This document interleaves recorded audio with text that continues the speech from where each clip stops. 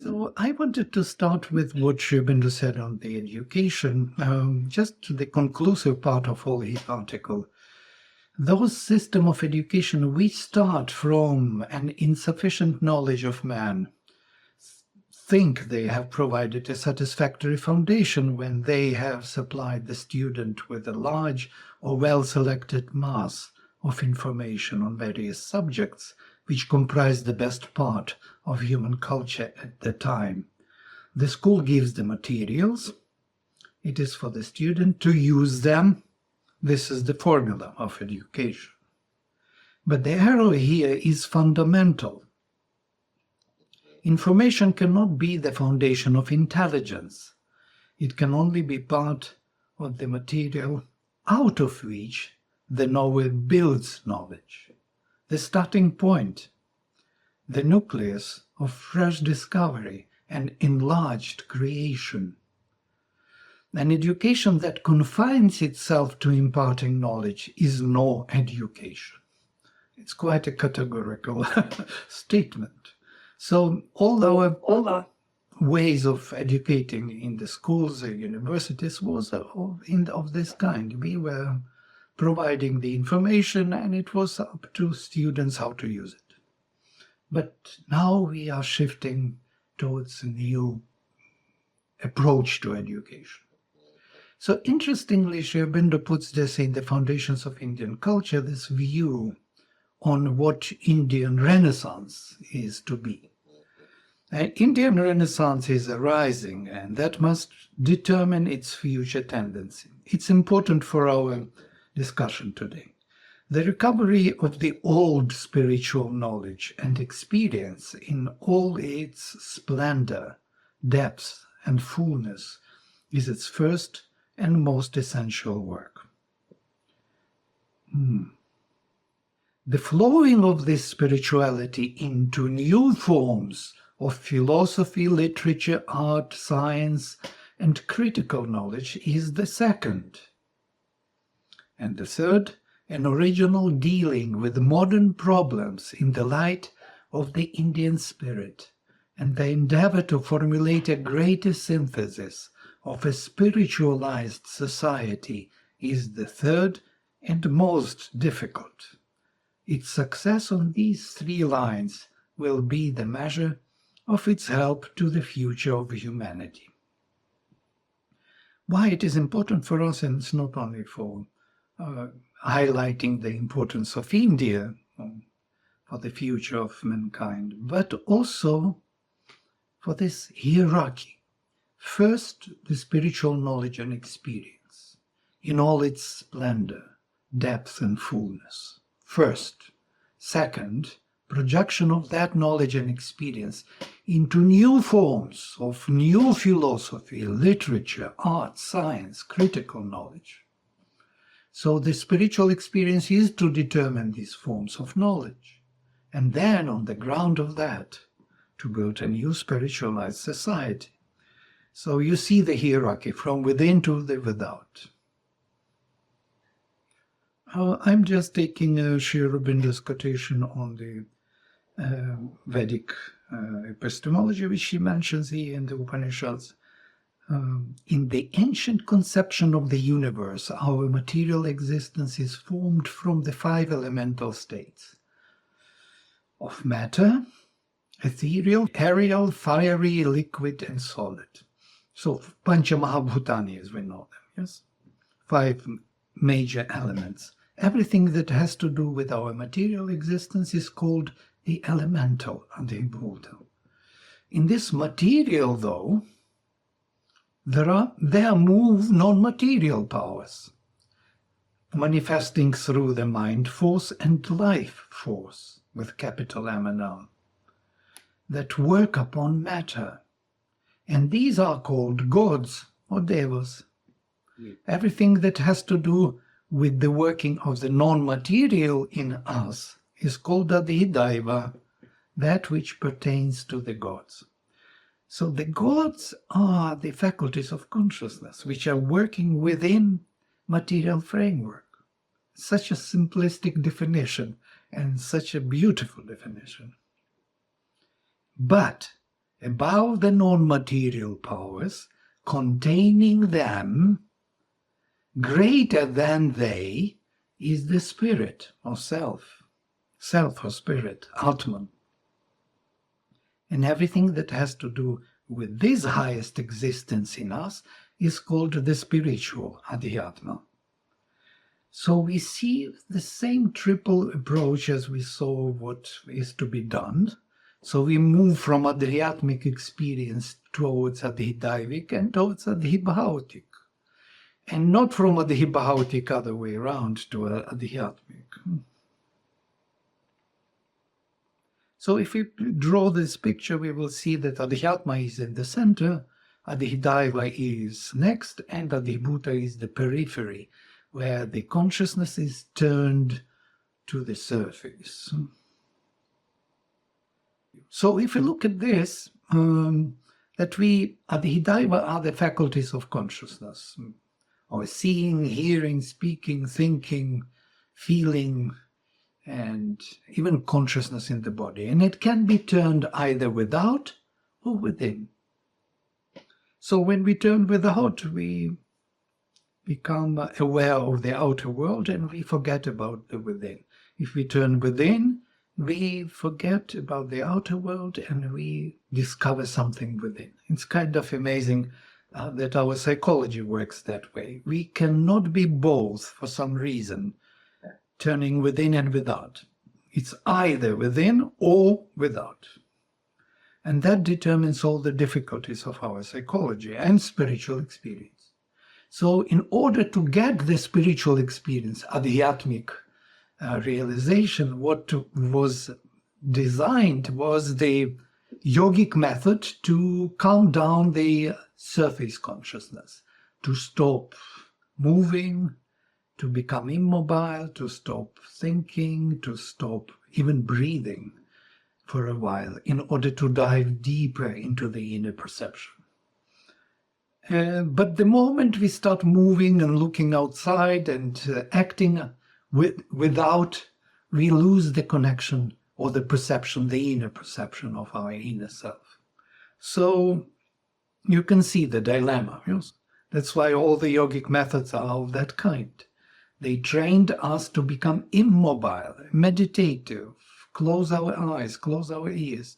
As Yajnavalkya would say, the wise man didn't look outside, didn't listen without. He turned his sight and hearing within, closing his eyes. But this approach of looking either within or without is actually not welcome anymore by the modern mind. Yes? Youngsters do not want to fall into the meditation and forget about the outer world. It created the whole Advaitic approach to knowledge, which is not welcome anymore. Nobody wants to realize Brahman somewhere beyond this world and forget about this world. So it's not good enough, so to say. Or maybe it is only a part of realization, not the full realization. But what was designed by the Vedantic rishis of the Upanishads, Sri Aurobindo speaks about this, it is that these yellow circle faculties can stay without, but without trying to satisfy themselves by the outer, how to say, movements. They become consciously passive, as he says, consciously passive, and perceptive of the inner spirit. So they allow the inner spirit to reach through them, because they are the bridge between the inner self and the outer self. So they become the bridges and allow the inner spirit, Brahman, to come to the surface. For that, they have to reject their own self-satisfaction, selfish satisfaction, so to say. We all want to get our senses satisfied. We want to see beautiful things, hear beautiful music, and so on and so forth. We are all running all our lives for satisfaction of our senses, basically. And in this case, we have to admit that that self-satisfaction is insufficient knowledge.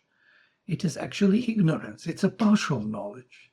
But to get fullness of knowledge, we have to connect them to the universal Purusha, to the origin from which these faculties came.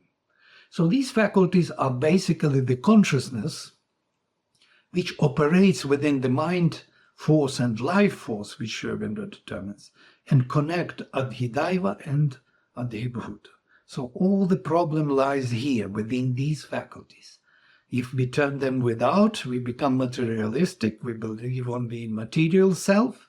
If we turn them within, we believe in the inner self and consider the outer self to be an illusion of some kind, Maya, which we have to get rid of in order to get to that inner self. But there is another method. This is the Vedantic method. And the problem of this method is that as long as we stay consciously passive and perceptive of the inner self, unfortunately it doesn't manifest immediately. We have to spend some time for this light to reach to the surface. We have to purify this zone, so to say, to remove all those movements of the senses for their own self-satisfaction, and to get more and more experience of the inner self. And as Sri Aurobindo says, the inner self comes in the lightnings, like the Brahman appears through the spiritual lightning, as it were. But once it comes, then there is a gap for days, and sometimes for weeks, nothing comes. And so what happens to these senses? They are dissatisfied with that slow process, and they go back to their own self-satisfaction, habitual. They get again those pleasures from the outer life, whatever they can get. And this is the biggest challenge for the yoga, as we know it. Yeah, all of us know about this. So what are these faculties? I want to focus on them. And here they are, according to the Upanishads. These are 6 major faculties. Annam, pranam, chakshuk, shrotram, mano, vacham. This is the definition of Bhrigu, when he learned about Brahman from his father Varuna. So here they are. It can be annam or apana. Apana is breathing out. Annam is the matter, or the body, the food.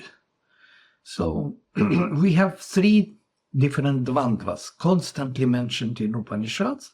This is manas and vak, chakshuk and shrotram, prana and apana. Notice it is pre-Sankhyayic paradigm. It's not yet Sankhya, where manas is not the major faculty. It is one of the faculties, equal to speech and sight and hearing. So maybe I will show you next one. I translate them here. Seeing, hearing, thought, word, prana, breathing in, and annam, embodiment, or breathing out. What is interesting about these 6, that they manifest 3 major approaches to knowledge through our consciousness. That means through hearing, seeing, hearing on one side, seeing on the other side, and touch in between. We know it already from educational psychology that there are 3 major accesses to reality. Yes? There are 3 types of people also. People who are seeing more, hearing more, or tactile, who perceive better the reality through these accesses to reality. But what is interesting here is that the seeing and hearing have active and passive faculties. If we take, for example, hearing, we see the word as an active and hearing as perceptive. Word is vibration. We vibrate, express ourselves through vibration, and hearing, perceiving that vibration, that expression. In hearing, we have to be totally perceptive, non-active. In the speaking or the expressing ourselves, we have to be active, vibrating that space. The same happens in the seeing half. Look at the seeing half. Seeing chakshuh is the perceptive. When we see something, we have to become inactive because we have to bring in and to focus. But when we become active in seeing, what it means active in seeing, it is imagining. We start building images, forms, thoughts. Thinking process is the active counterpart of the seeing perceptive, and the same hearing and speaking. And notice how beautifully they are on both sides. These four, interestingly, manas and vak, chakshus and shrotram, are considered to be the Brahman on four legs, Brahman Chatushpad. It is by these four Brahman could enter into manifestation as prana, as life force, and manifest itself in annam, in matter. The spirit is manifested as a life force with the help of these four. And notice these four on one side, maybe I have it here, on this side, Shrotram, it is what is called nama, the name, the meaning of the action, and the other side, manas and chakshuh, it is the form, rupa. So by nama and rupa, by name and form, the spirit could embody in the world. This is the fundamental knowledge. It requires meditation, contemplation, and you will discover so many things from this simple thing. Everything in this world has two different things. If I show you any form like this, and I will ask you what it means, you will tell me that it is a mobile, for example, but mobile is a name. And the form is this square thing, even square, whatever, rectangular, is also a name. And even white is a name. And even everything, whatever I tell you about this form, will be the name or the meaning of this form. Meaning means, when we say mobile, we imply many more things, that I can call, I can speak, that I can send messages, see videos, and so on. It implies activities which are going far beyond this immediate perception of the form. So we have two realities, seeing and hearing, coinciding within everything. And there is also touch. There is a physical or separate body which can be defined as separate from any other body, living body. So here they are, three major accesses to reality in the Upanishadic thought.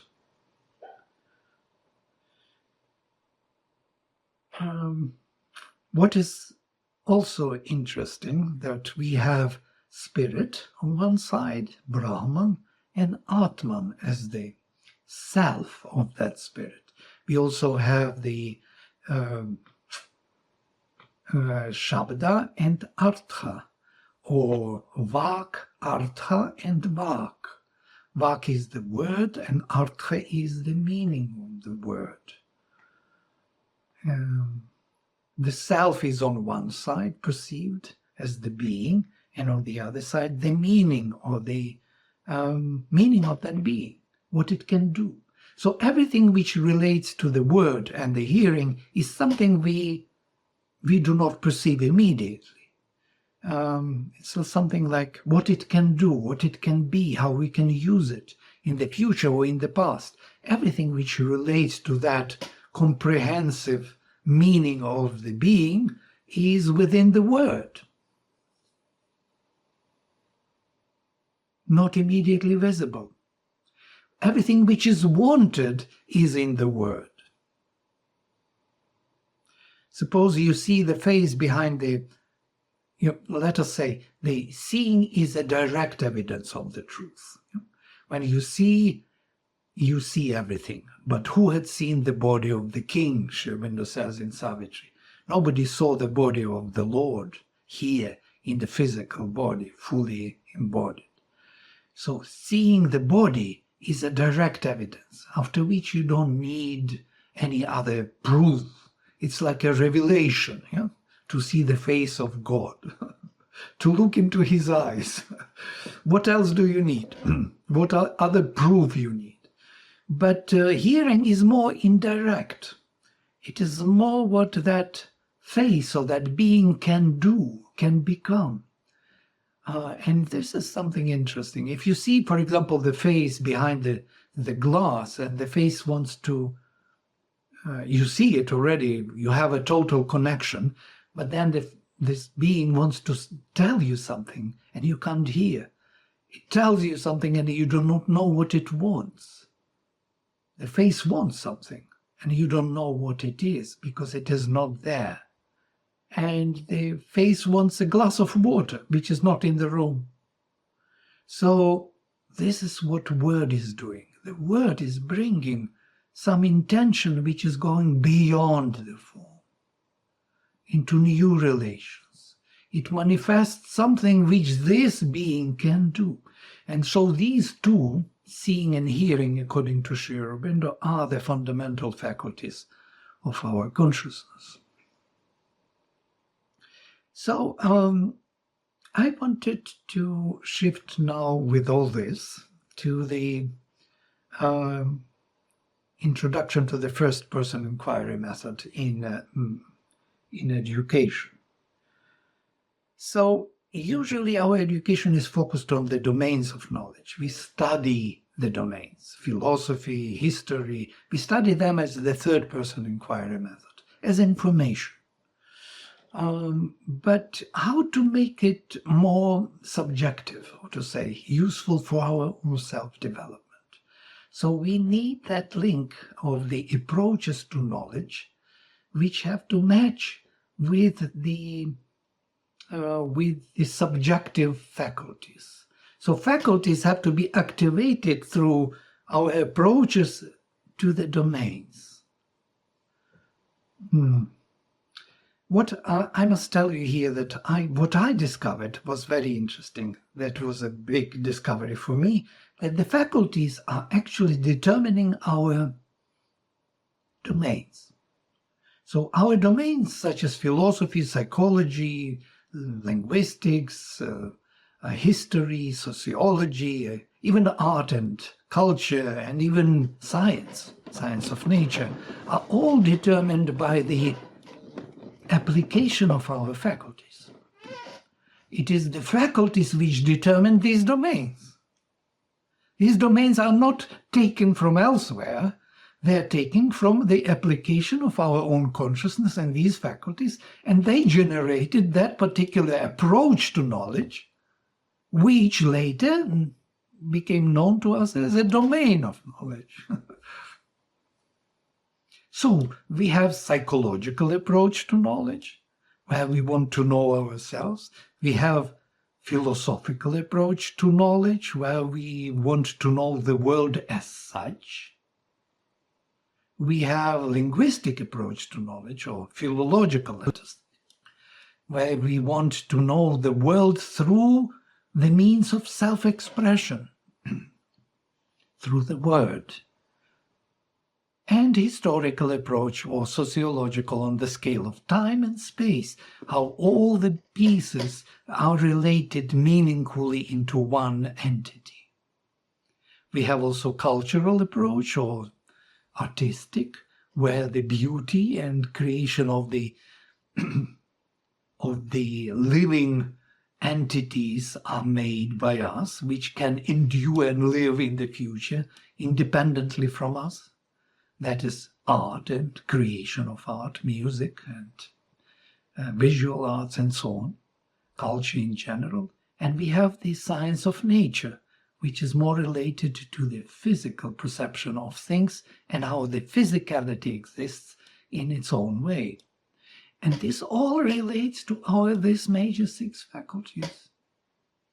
They are in charge of that particular predominance in the approach to knowledge. Of course, all of them are present in each one, but there is a predominance of one over the other. So here I will put this in this way. So we have self-knowledge, which is, you can ignore this apprehensive, comprehensive for now. We will dive into it if we have more time. But first, self-knowledge can be subjective, and that is more, let me jump into this. Self-knowledge subjective is psychological approach to knowledge. You should agree with me immediately. Subjective self-knowledge is psychological approach. Objective self-knowledge is philosophical approach. It is as if our subjective view is being expanded, is being kind of measuring the world, whether it is true or not. And you notice that every philosopher starts with the subjective psychological premises of his own, so to say, experience, and then he, projects them onto the world and tries to see whether it is applicable to other phenomena. And that is philosophy. We call it philosophy because he expands his experience onto the world. But he starts always with psychological. Psychological is the measure of all things, without which nothing can be done, nothing can be known. It is knowledge by identity. You cannot really proceed without having some psychological self-knowledge, some subjective self-knowledge, psychological approach. So these two are major approaches to knowledge, and they have relation knowledge. That means how this subject is relating to other subjects in a meaningful fashion, what he wants from them or what he wants them to be for him. So in a way, this is the linguistic approach, communication. When I express myself in some way and disturb the equilibrium of the context in a particular way, because I want something from this context to be, I want to change it. I want it to be modified in accordance with my wish. And this is the linguistic or philological approach.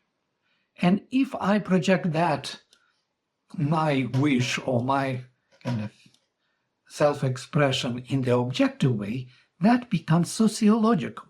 How all the units meaningfully relate to one another. On the scale of space, sociological, or synchronic approach to knowledge, or diachronic, historical approach, yes, on the scale of time. How it is dynamically unfolding on the scale of time. All the meaningful relations, all the meaningful communications, all the meaningful self-expressions of different units.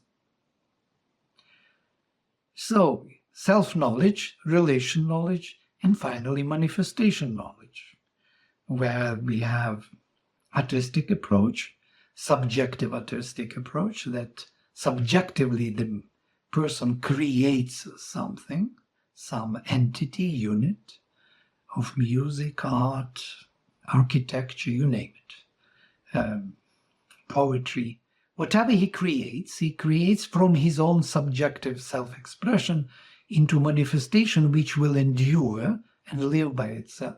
And then that manifestation knowledge objectively is scientific approach, where we look at the objective world and how it exists as such. Now I'm coming to the previous one, just to give you the connection to the faculties. I will have to speak on some jnana, prajnana, ajnana, vijnana here, because these are the foundations of these major faculties of the mind, seeing, speaking, and hearing, and then feeling and touch. So self-knowledge, subjective or active, is thinking. Self-knowledge, perceptive, objective, is seeing.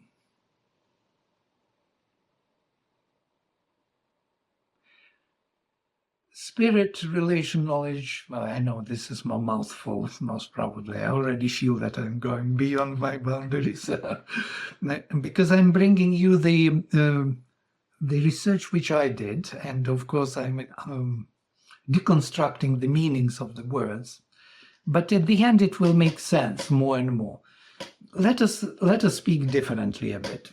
I will find a way to say it differently. If you look at ourselves, you will see that we have limited faculties.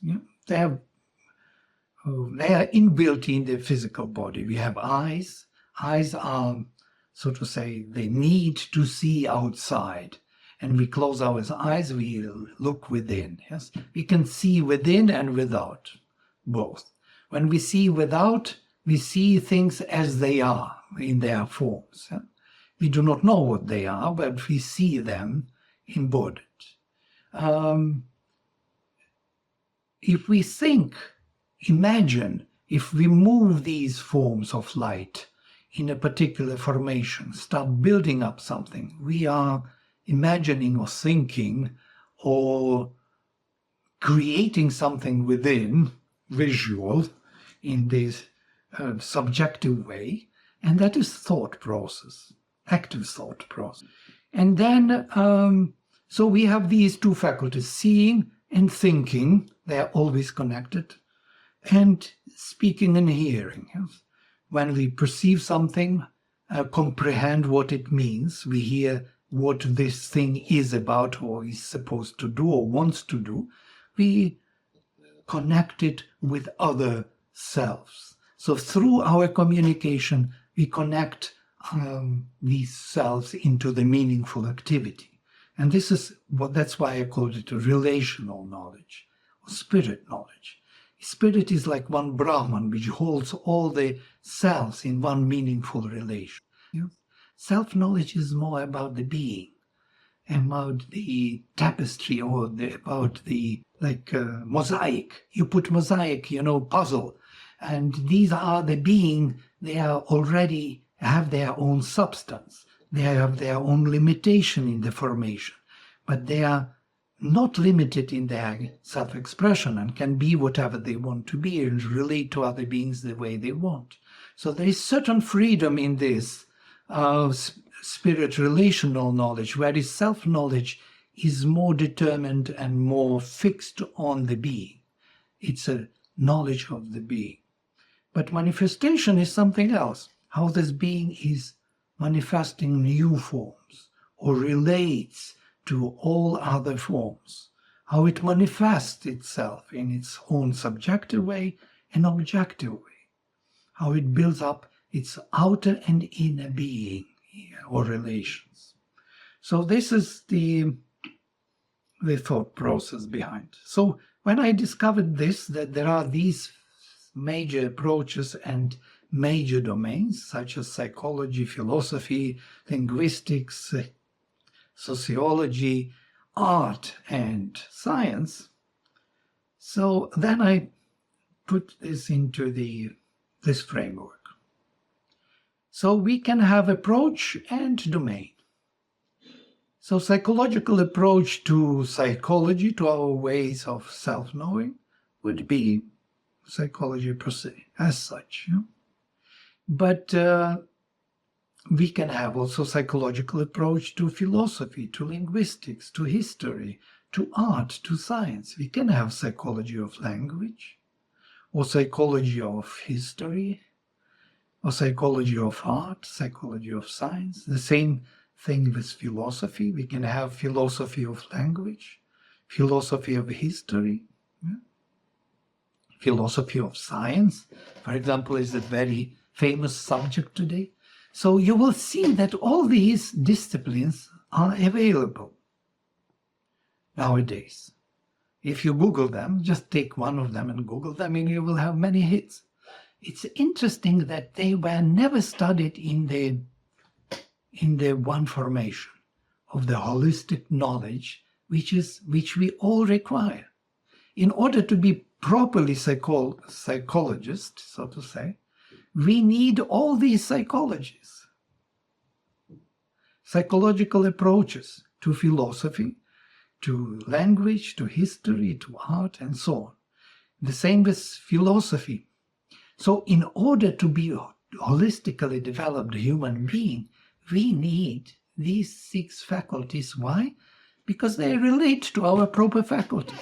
And if we find that connection of this what last slide was saying, of the faculty of consciousness to its approaches and domains, if that is being activated, then the domains themselves becomes the fields of our self-education.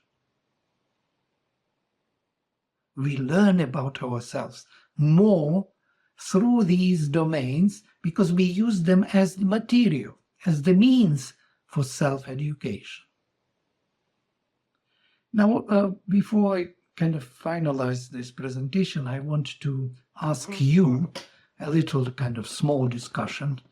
How would you define the difference between psychology and philosophy, for example? Your definitions. You will find very interesting kind of thoughts coming from this, because you will shift from one faculty to another.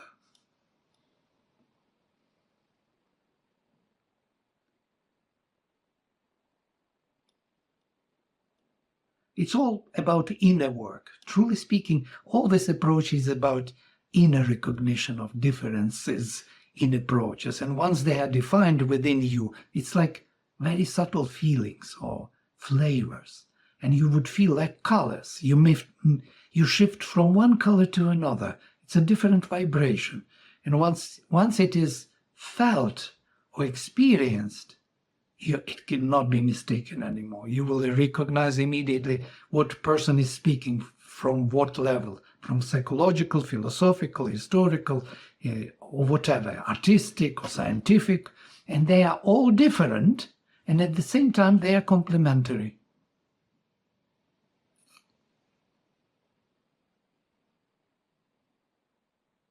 Whoever wants to define the difference between psychology, there are no wrong answers. Here it's all a subjective self-discovery. The difference between 2 approaches, psychological and philosophical, the most difficult to define. Yeah, Vladimir, Arvind, I think in a simple way, when we think about the psychological approach, we are trying to go inward, a little bit beyond the mind and towards the self. Whereas when we broadly think of philosophy, we are acting in the domain of the mind. So we think mind as rationality, reason. So to me, it looks like when we talk about philosophy, we are still in the domain of the mind. And maybe when philosophy takes to its highest pinnacle, we cross the mind or go beyond the mind, beyond rationality. Very nice. Thank you. Very good. Whereas psychology, I think, right from the start, we're trying to understand subjectively my own thoughts, my own feeling, go inward. And through that, then try to understand the world. Right. So, that's what I think. Absolutely. Lovely. Bauman, you want to say? Somehow you are not raised the bell. I will do this. Yes, Bauman, I'm Kundan, whoever. Something is happening he cannot manage this. I think, in terms of knowledge pursuit, when you go from within to without, you're dealing with psychology. And when you go from without to within, you're dealing with philosophy. So interesting, so opposite that I think. But nice that you, at least opposite. 2 movements, from without to within is psychology, from within to without is philosophy. I would say, yes, absolutely, I agree with you actually. I think the same way. Bauman, you have some thoughts?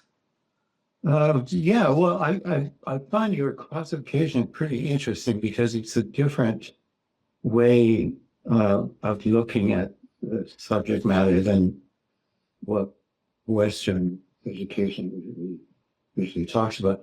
Like, for example, I mean, in let's say the Library of Congress classification system of areas of knowledge, you have dozens and dozens and dozens, but they're kind of, how they're defined and limited, delimited is really a different way. It's more of a rational approach. But I think you're coming kind of from a more core perspective as you described today. But to answer your question, I think, again, the way that we have, it can get complicated because there are different forms of psychology. For example, phenomenology, or phenomenological psychology is actually, a kind of a philosophy that takes a psychological approach, But they don't talk about it like this, right? It just becomes another area of philosophy, phenomenology. But the turn is to the subjective, whereas, psychology itself has dozens and dozens of areas that are just objectively looking at stuff, especially the scientific areas of psychology. But then you have areas that are subjective. So I think your system should be studied the way that you're describing in its own merit, because so much can be learned from that. But when you try to sort of put the Western mindset into it, then these complications arise, that the answer is not that clear-cut to me. I agree. That's the whole topic, because it's on the Upanishadic basis. And what is interesting, what it gave me the possibility to connect to the faculties. Nobody connects them to the faculties, to how we function in our consciousness. Yeah, that's I find it very creative, actually, if that's your thesis or the work that you did. But I'm learning something very different today. Right. And if it is so, then everything what we do within the domains, everything can be very useful, because we will learn not about the domain, but about ourselves. We will see how our functionality of consciousness is engaged. I started to notice it and to learn from, especially from, I noticed that Sri Aurobindo did an amazing work. He actually created all original approaches to knowledge in his writings. For example, he has the human cycle and the ideal of human unity, sociological and historical approach. And if you read him, you will see that he is deviating from philosophical and even psychological. Though he calls it psychology of social development, he becomes more that sociological approach. The meanings have to relate in time and space. So the development of meanings, he looks for this. And we can learn from him how to develop this sociological approach to knowledge. Or we come to his Life Divine, it will be purely philosophical. Yeah? And we come to his synthesis, it will be psychological. We learn something which is fundamental for our own self-education. Yeah? How we function, how consciousness functions. This is the whole thesis. Yes. Yes, sir. Please go ahead, Kundan and Roger. Yeah. So, Vladimir, though I sort of have an understanding of how you're moving towards, interior knowledge thesis that you're developing. Yes. My curiosity is All right. that, there's an interdependent relationship between subjective and objective. Lines between subjective and objective are not clearly defined. They're not. Through approaches. Approaches to knowledge are based on the faculties. Faculties first have to be developed. We have to learn how we consciously speak, think. We have to really work on this part, yes? That these faculties are not something, it's not senses. These are the faculties of consciousness, of Purusha. Yeah? And there is sight of our sight, hearing of our hearing, as Sri Aurobindo says. Mind of our mind, that has to be understood. That is... Then often disciplines that you're talking about, which are already in existence, which you showed in your map. Oh, yeah. It's a deconstructed knowledge as the terminology. It's not the same as we say philosophy. I'm taking it like a philosophical approach to knowledge, rather than philosophy as a domain of whatever kind, or psychology, biological psychology, behavioral, and so on, social, educational. There are so many divisions and divisions upon divisions. But as Brahman said already. But what is interesting, that psychological approach still remains psychological, whether you want it or not, because it is connected to this knowledge by identity. You have to, I can know anything only through identity with myself, truly. And that is psychological knowledge. And it can be extended to any domain, and there I can browse through the domain in psychological approach, so to say. I can look at history from the point of view of psychological change, or I can look at an art, what's psychologically it is being modified. So I psychologically can inquire any domain of knowledge and any other domain, not only these major domains, but in any field of endeavor, I can come with psychological curiosity, and this approach can be exercised. And that becomes psychology of art, psychology of history, and so on. This is the idea which is actually what I wanted to connect these domains, these humanities, mainly humanities, to this totally new approach of the first-person inquiry method. How to make them useful for our own self-development, yes? How to study in a new fashion altogether. I even imagine that there will be in the future the class of the word, or the class of thought, of the mind, how to operate with our mind, how to operate in the word. We have to learn and how to speak and to be conscious in our speech. What is word, how it functions. It is a profound subject. And there are so many sub-subjects which lead to this capacity of being conscious in our speech, in our mind, and so on. But this is only the beginning. Then this generates the approach to knowledge in the domains, and then it extends into the world. And the world itself becomes the field for our self-knowledge. This is the idea, that the world itself and all the domains becomes the field of self-knowledge. So there is no more difference between me learning separately from the world myself, but the world itself is my self-learning. Because I know how my faculties relate, how they created the world, how they defined these domains, and I already know the essential of every domain, and I activate my consciousness every time in that faculty while studying that domain. Maybe it's mouthful. Yes, Roger, please go ahead. Well, I'm really enjoying this conversation, and it makes me aware of how even when I think I'm using language in a precise way, I'm really not. Right? And I guess the question that we could spend all day on, the difference between psychology and philosophy, the more I think about it, the more that simple little question just opens up. And I find myself frequently in conversations with people where we're talking about something that might be psychological in nature, and I might reply that, well, you're asking a philosophical question now. I mean, I say that as if I know what I'm talking about, but I haven't really given it much thought. And the more I think about it, it seems like a psychological perspective has a sort of pretense of objectivity. It's kind of narrower in focus, there's a sense of something more precise and accurate, whereas philosophical is very broad. Wonderful. We're looking at a very large terrain here.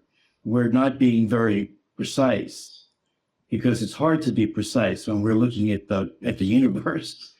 And still we have to follow psychological insight. If you lose that smaller psychological insight, then you're becoming very approximate in every way. So you hold to your psychological insight and you apply it and widen the scope, see how it works with others, whether it is true to others. It's amazing. I like that, widening the scope. It's very narrow to start. I was a little confused about the notion that a psychological perspective is coming from the self, because you might be referencing a system that lots of people are using. You're sharing it, a Freudian or a Jungian or whatever. So it's much wider than just something that my psychology. Sure, it's already the domain. Once you are in the domain, of course, you will do that. Yes. Okay. Thank you. You're no more psychologist. You are kind of the student of psychology domain. Right. Yes, please. Who is there? Arvind and Bahman. Please go ahead. Yeah, Vladimir, thank you. I'm enjoying all the discussion in the talk. Probably, I think you already explained this. I just wanted to clarify for myself. When we consider the psychology and philosophy, it's clear what is science. We can talk about science as philosophy or art as philosophy. That makes sense, or language as philosophy. But when we discuss psychology and philosophy, I'm trying to understand, does it mean what is the motivation for the whole philosophizing the self-knowledge, or is it the psychology of each individual philosopher? When we come to Western philosophy, at least, it varies from individual to individual. There is a wide range of philosophy, you can say. So does it mean in some way that what is the motivation of psychology for that philosopher to come up with those philosophical conclusions? Very interesting. And you will notice now, especially now, and since I raised this question, go to anyone, Kant, Hegel, anyone, start reading them from the beginning. And you will be surprised that they will give you some psychological perception what they have before they engage with widening it and matching it with the world and trying to see whether it works. Everyone has some realization, some psychological insight. They don't start with premises. It's not like I have a theory and let me see how it works. No, I have some sense, experience, some hit, some insight, from which I start developing my wider view. And that's what philosophers are doing. It is in Kant, it is in Hegel. You will see it's in the first chapters usually. It starts from the beginning.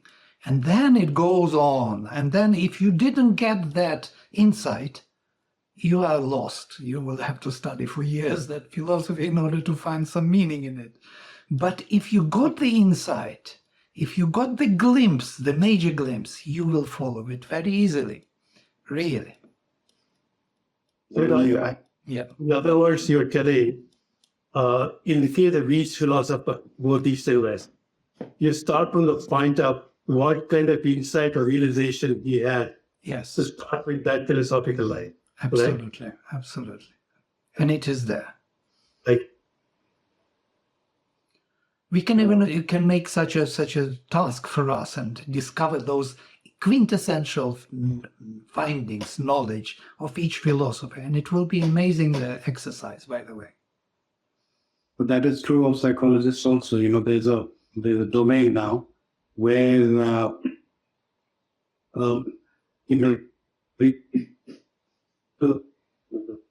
psychologists, and it is increasingly realized that most of these psychological theories were actually personal experiences of the psychologists that have been objectified. Absolutely. As theory. Absolutely. It can't be otherwise. It can't be otherwise. How else? Why should he bring some psychological theory if he has nothing to offer, or nothing to check, nothing to know for himself? It is all about self-knowledge, to find out whether it is so. It is a trial, so to say. It's an expansion of one's own kind of search. This is what is happening in every domain, by the way. Not only philosophy, psychology, the same with linguistics, sociology, art, and even science. It's amazing. There must be some insight in the science. You know, he had some vision, some dream, you know, like Mendeleev, and then he sat down and he put everything up. So there is a certain insight, absolutely, psychological. Yes, Bauman? Yeah. Sorry, I just want to add one more thing very quickly. It brings us back again to that same question, which I was raising, that the lines between subjective and objective are blurred. And how do we actually address this? Right. Because the so-called objective is continually impinging upon our subjective, and our subjective is influencing the objective. Right. So how can we talk about subjective and objective? Right. You know, with such clear precision. That's the point that I'm making. Right. Very good point. By the way, I had this point from Matthias already. There is no big difference between subjective and objective. Subjective is more turned towards you and yourself, yeah, your true experience, whatever you have inside, how you perceive it, with regardless to what is there outside. Yeah? And then you see whether it is true in general for others, whether it is really your sincere self-discovery is useful or meaningful to others in the same way. And that expansion is becoming something interesting. Yes, it's kind of, you are going to the vaster world, trying to see whether your experience is authentic enough for others, or maybe it's totally subjective, has nothing to do with the truth. So you want to see it. You don't want to only experience it, you want to see it, and seeing is philosophy. Seeing the vision. What is your vision, they ask? Or what is your philosophy? Or, yeah? Philosophy and vision are nearly synonyms. It's amazing. How do you see the world coming up together? How these constituents match in this tapestry of relations? So this is the philosophy. Do you see it in this way, in this mosaic, or in that way, in that mosaic? But it will depend on your psychological beginning, how you intend to see the world. If you intend to see it materialistically, you will arrive at Marxism-Leninism, most probably. If you want to see it idealistically, you will start as Hegel, most probably, and so on. Your first experience, where it leads you. What Sri Aurobindo had is an amazing, he had an integral perception. Yes? He connected both. Well, I will stop because Bauman is here and Barbara, she's here, please. Yeah, well, I think, I was going to ask you this, Vladimir, but at the same time, I'm just realizing it has something to do with what Clinton is saying. What I was going to ask you, maybe if you could, I know it's a huge topic, so it's not possible to get into it too much, but if I was wondering if you find a relationship with what you discovered today or discussed today that you discovered before, and Sri Aurobindo's four ways of knowing, because I think, first of all, that answers what Clinton is talking about. He talks about knowledge by identity, knowledge by intimate direct contact, knowledge by separative direct contact, and separative knowledge by indirect contact. So those four are kind of, gradations of subjectivity and objectivity that actually answer that. It's important to ask, from where are you looking at what? Are you looking from inside at the inside? Are you looking from inside at the outside and all of that? So I think the answer is in that. But what I was going to ask you is, what is the relationship between that Sri Aurobindo has basically put out clearly and what you described today? This is important. Thank you for this. I also kind of totally subscribe to Sri Aurobindo's division to indirect knowledge afterwards, at the end of the surface, yes, from the knowledge by identity. Matthias has a beautiful presentation. I'm using his chart also for my own presentations. Exactly that. Knowledge by identity is knowledge, subjective self-knowledge. Yes, so to say, it is the... We are talking about domains. Now we shifted away to the approaches to the humanities, yeah? And that's the problem. If we come back to how consciousness functions, I projected them into the domains, that's why we speak about this. And then it will not totally match because it's already an application, an approach to knowledge, a particular approach. But I agree with your definitions. I gave my own definitions here if you want to see, because I didn't finish the whole thing. So we will I'm deconstruct the approaches before Barbara will say something. So philosophical approach to knowledge. Everyone has, I want to start from zero ground, so to say. We have a human being who is to be holistically educated, yes, who has to have integral kind of knowledge of himself and the world. So everyone has to have some metaphysical picture of the world, yeah, some knowledge how world functions as a system of mental views and beliefs, metaphysical paradigm of some kind. It includes a hidden hierarchy of understanding of what is first, what is next, what is important, what is less important, and how it constitutes one reality, without which reality cannot be approached in a rational manner, in a kind of related, meaningful relation, rational manner. Psychological is the central one. Everyone has to know oneself to a certain extent and to have a certain personal attitude towards the world, without which nothing is possible to know. Yes? This knowledge of oneself is not in full accordance with one's own metaphysical paradigm. It doesn't match metaphysics. There is a correlation between the two. There is a constant ongoing interaction between the two, which correlates, corrects, and even changes the mental picture of the world, and vice versa. Even psychological experience will be altered or corrected by the metaphysical self-finding.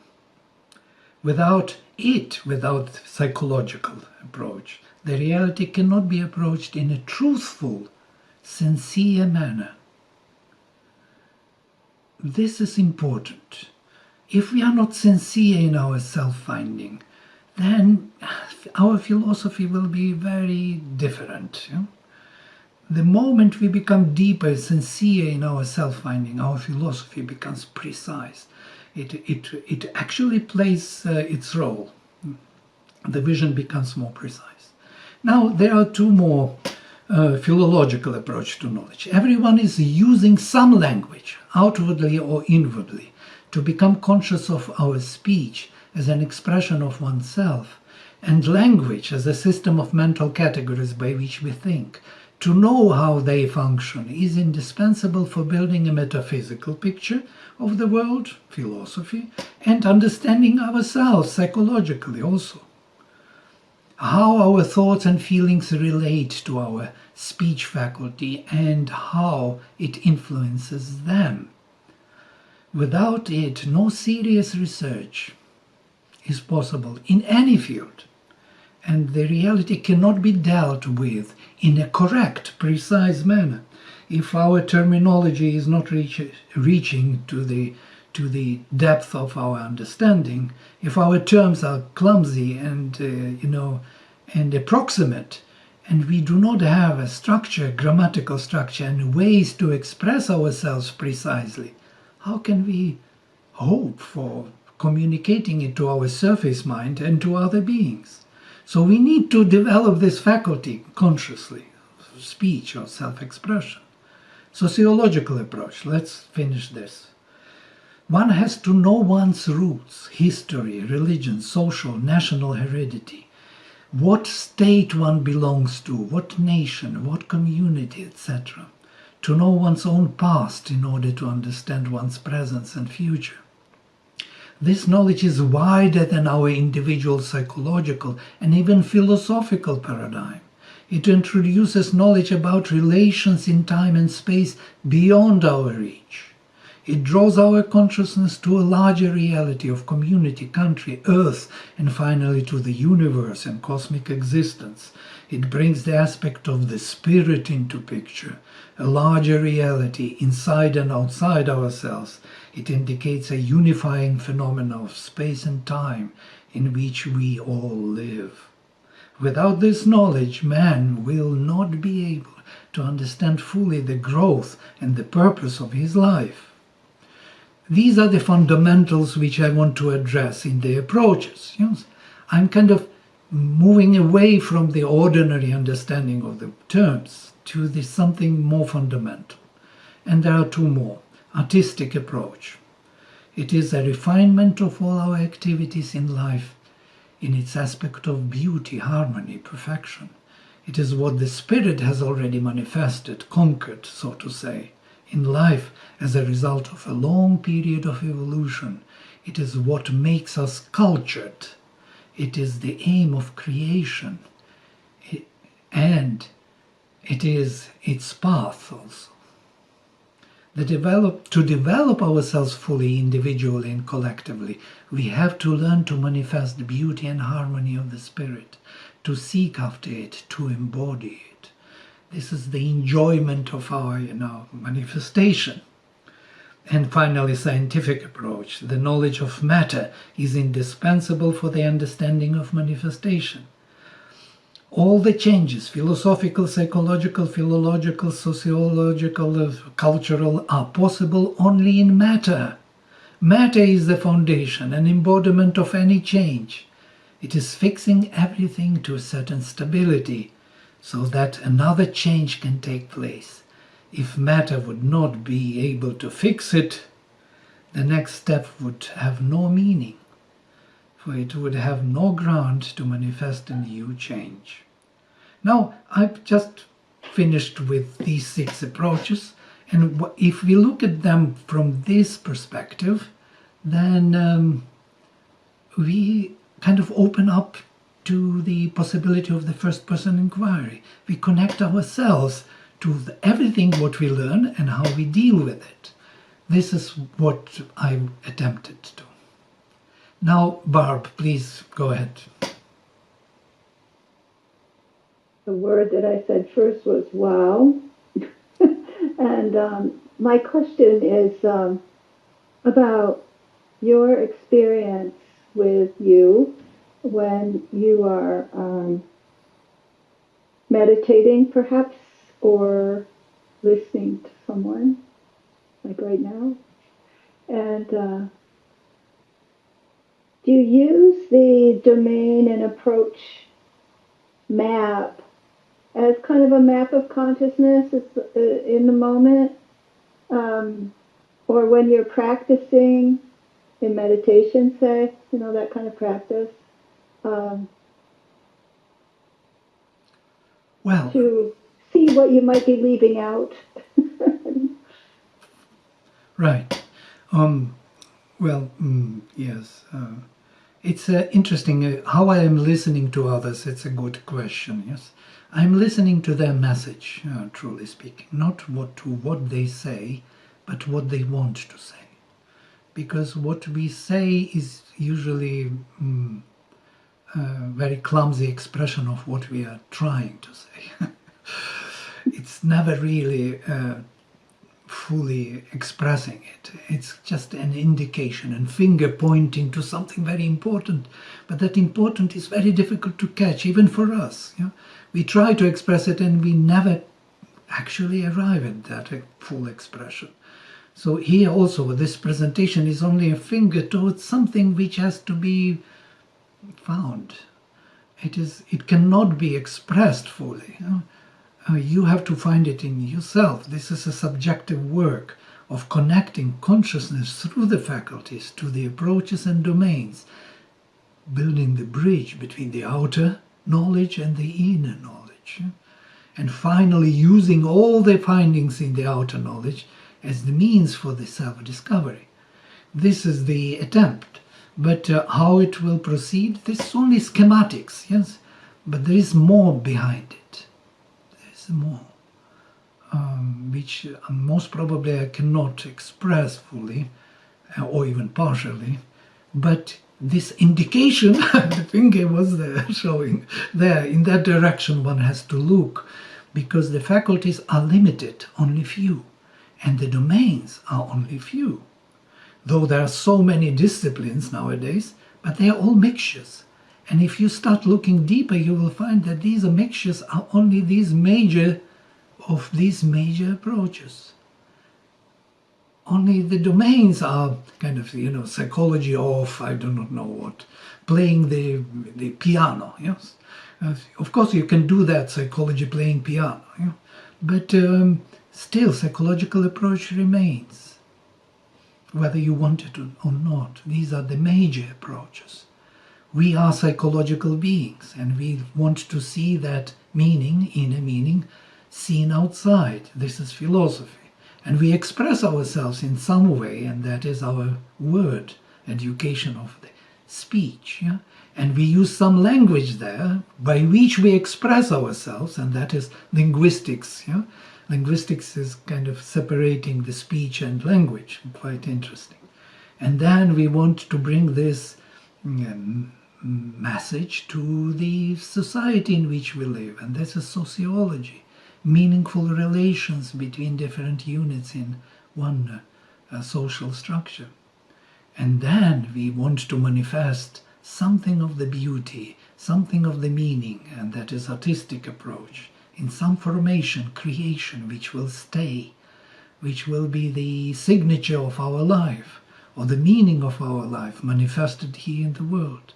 And we use for that material substance, how matter works, technology. So we cannot avoid this because it's the meaning of how we function, the way how we function. It's unavoidable. We can frame it differently, we can speak about it differently. One thing also I found useful is that all our arguments are usually because we do not match the approaches. Yeah? If I speak to you psychologically, you may argue with me philosophically, as you said already, Roger. Not even knowing what it is, or historically saying, no, it wasn't like this, yeah, it was different before, or something, or scientifically, yeah, matter doesn't work that way, yeah, so we mismatch our approaches. We are never reaching the same, how to say, coherence. We are not coherent in our discussions. This particular formation will help us to understand that we have many approaches, and they have to be studied, understood, felt. And if somebody speaks to you psychologically, you have to understand that person speaks psychologically. So don't have to argue with him philosophically. See what psychologically he wants to bring, what element is true for him in that moment of time. Not immediately imposing on him Hegel or Sri Aurobindo or something, And if he speaks philosophically, you can stand in the philosophical ground and start talking, with this philosophical approach. And that creates harmony and understanding. That expansion and application into outer rings reminds me of when Ramchandra Gandhi was teaching at the Institute at CIIS for a few years. He challenged the community to apply integral philosophy. Why limit yourself? Integral economics, integral art, apply it wherever you have the imagination to apply it. And I always remembered that little challenge he put out to the community. This is already shift to the first-person inquiry method, because you can and you should, we must actually use every language, every knowledge outside, every domain for our self-discovery. If we are not, then what for we have that knowledge? For functionality outside, it's not enough anymore. And it was never enough. So we become like robots, you know. The industries of the technologies take over and they propose to us robotics, and we function like robots. We are no more engaged in what we study or what we learn, what we live. So this is the attempt to make the humanities part of our subjective self-discovery, to shift. I know this is too much, I know this is a big kind of claim, but I just shared with you my hopes and thoughts, which is actually hunting me all my life and don't let me go for some reason. There may be better ways of projecting this and expressing it, and we will have to find a way to do it. But that connection is needed, the inner and the outer. Approaches to knowledge. I like it much more than domains. Yeah, because it tells us that there's someone there who is approaching knowledge in a particular way. And Vladimir, you know, every pursuit is ever evolving. So I'm pretty much sure that, you know, that you also will come with more insights. Oh yeah. To share. It's not the final thing, definitely not. It's just a sketch. Yeah. But as it is, I think, you know, even in this present state of affairs, when you apply that map that you showed us, it allows us to look at a discipline, you know, from many different vantage points simultaneously. Mm-hmm. And that definitely contributes to the richness of knowledge. Yeah.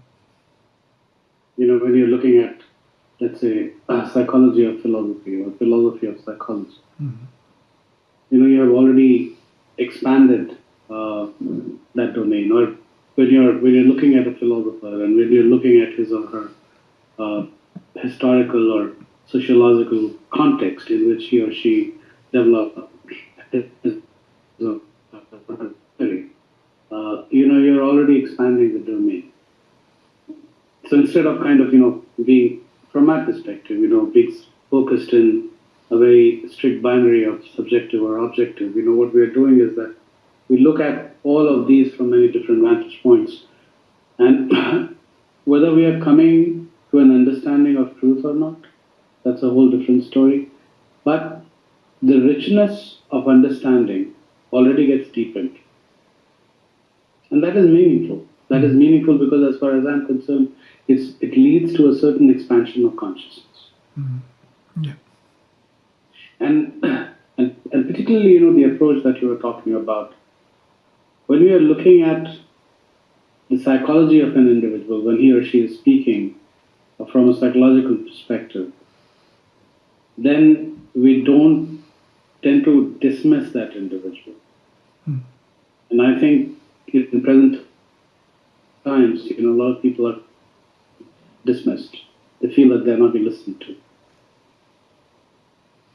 So thank you very much. You know, it certainly is a way of connecting with people and connecting with different domains of knowledge, and through that we expand our consciousness, we diversify ourselves, we make our circles bigger. Yes. Yeah, the thing is that the easiest way to maybe express it would be that instead of being the student of philosophy, I become a philosopher. Instead of being a student of psychology, I am a psychologist. Instead of studying the psychology, I am a psychologist. I am philosopher. I am linguist. Because this is first-person inquiry. I am applying my own capacity of my own consciousness, yes, to the field of study, whatever it may be.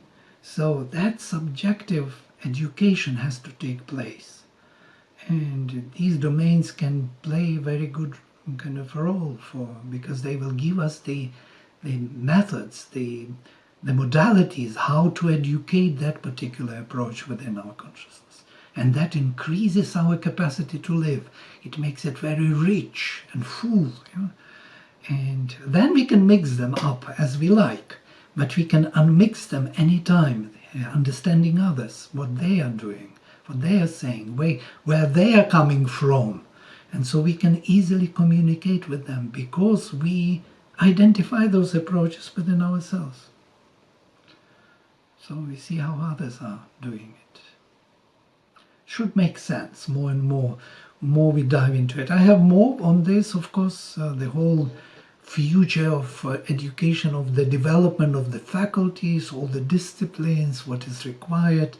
For example, to develop mental faculty, you need concentration and so on. You have to have certain powerful disciplines, yes, to work with. And that I thought would be the future of education, instead of teaching, giving some information about the world, what we understand about it temporarily nowadays, just to train people to use their faculties. And then they will discover the world and build a new world, instead of telling them how it is. We'll have you come back. Yeah, thank you so much. Yeah, well, definitely, because this is an important topic. Epistemology is extremely important. And I think even when we share our own experiences of how we are dealing with truth and knowledge, I'm pretty much sure that we all have developed our own methods. Even that sharing, will contribute quite significantly to this discussion. Yeah. And I think, we have laid the platform, and in the subsequent dialogues that will happen, we'll share and we'll create a good tapestry. Wonderful. Thank you very much. Vladimir. Great. Thank you so much. All the best. Sharing your research in the light of Sri Aurobindo. And thank you, all of us, for joining us. Thank you, Vladimir. Thank you so much. Bye. Thank you, everybody. Thank you, Kundan. I'm back, Vladimir. Bye. Thank you.